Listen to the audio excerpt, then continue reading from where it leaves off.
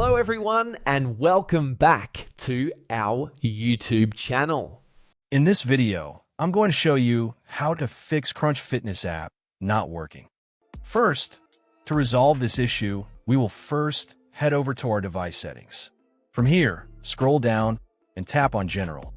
Once you're in the General Settings tab, look for iPhone Storage option and tap on it. Over here, you can either search for the app or you can scroll down and look for it. Then tap on the app. On the next screen, you need to tap on the Offload app option. A confirmation pop-up will come up. Now tap on the Offload app option here. It'll take a bit for processing, and then a reinstall button will show up. Simply tap on it to reinstall the app.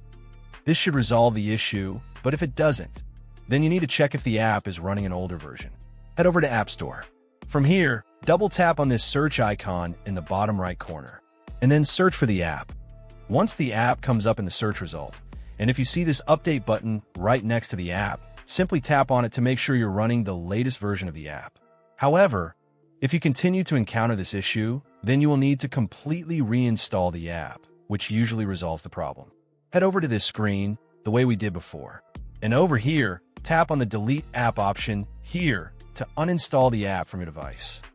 A confirmation pop-up will come up. Now tap on the Delete option here. Once uninstalled, open up App Store and search for the app in the search bar. After the app comes up in the search result, simply click on this cloud icon to install it back onto your device. Hopefully, this resolves the issue. If it does, consider sending a super thanks to support our channel. And also don't forget to hit the subscribe button. We'll see you in the next video.